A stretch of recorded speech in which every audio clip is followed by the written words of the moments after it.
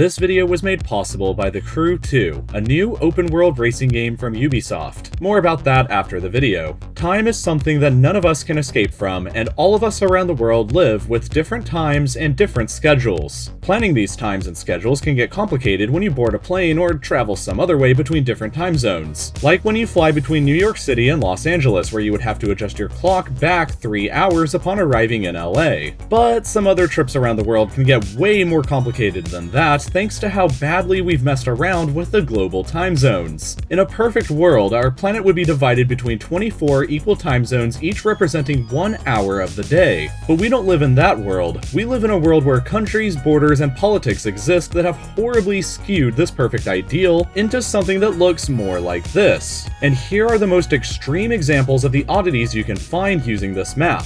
Let's start off with Spain, which despite being in the same general longitude as Britain, Ireland, and Portugal remains 1 hour ahead of those countries. This means that you can fly from London and travel west to Madrid and still have to move your clock 1 hour ahead instead of backwards. The reason that's the case is because Francisco Franco said so back in 1940 when he moved Spain's time ahead an hour to be closer to Nazi Germany, and over 70 years later they've still just decided to never change it back. And speaking of countries that have made questionable decisions regarding their time zones, China is probably the weirdest. Normally, China is large enough to cover 5 different time zones in the ideal world, but in reality the Chinese government has decided that all of China is just simply one time zone that follows Beijing time. They did this in an attempt to create a sense of national unity across the country, but it's had the unintended consequence of messing with people's lives in the western part. Imagine for a moment if the United States just declared that the time in Washington, D.C. was now the time across the entire US. This is a pretty similar case, and the people in the western parts of China are about 2 hours behind Beijing in real terms. This messes with workers' productivity in the area, and it means that if you have a normal 9-to-5 job, you can either effectively go into work at 7 a.m. and leave at 3 p.m., or you can adjust your schedule and go into work at 11 a.m. and work until 7 p.m. A few years ago, Apple randomly switched users' time zones in this area to the unofficial time zones they were using to get by, and caused many people to accidentally sleep in for 2 extra hours. And as a final weird consequence of this policy, you can walk across this very tiny border from China into Afghanistan and have to set your clock back a full 3.5 hours after crossing, which is a bigger time difference than traveling all the way from Boston to Los Angeles you can achieve by just walking a few minutes. Next up is how weird the international dateline looks in the Pacific.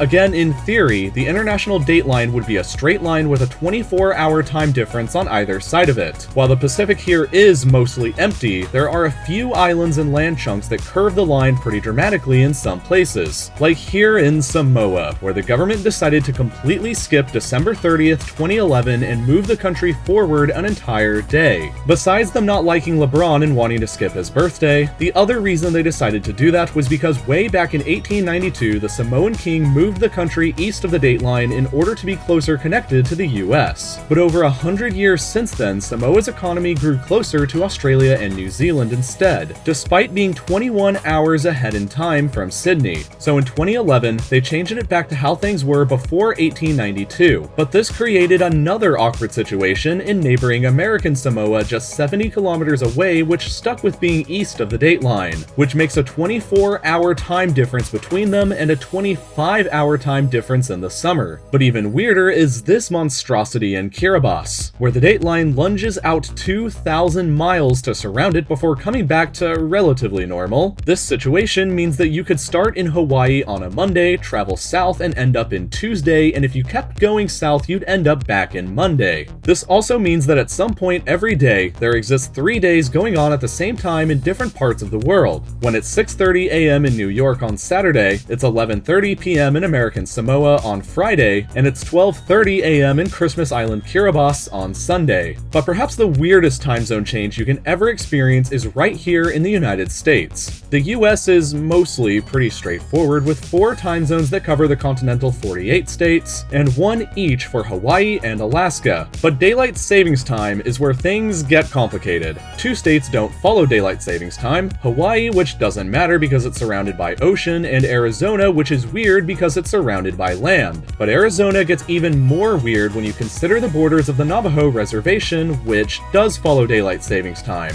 This is even further complicated by the Hopi Reservation, which is totally surrounded by the Navajo Reservation and like the rest of Arizona decides to not follow daylight savings time. But the Navajo Reservation has an enclave inside of the Hopi Reservation, which creates a time zone map of Arizona during daylight savings time that looks like this. In theory, you could drive in a straight line and hit all of these spots and have to change your clock an hour back and forth 7 times, all while driving inside of the same state. And while road trips like this one can be a lot of fun, you may want to test out driving in a game first, like The Crew 2, which is entirely open world, meaning they recreated the entire US and you can drive and race through all of it. Not only in cars, but also boats, motorcycles, and planes. As somebody who's really passionate about both video games and driving, I really enjoyed playing this, and if you're into car games or racing games, I'm sure you will too. If you think you're interested in playing this, there's a link in the description where you can check it out next. Thank you so much for watching, and I'll see you next week for another new video then.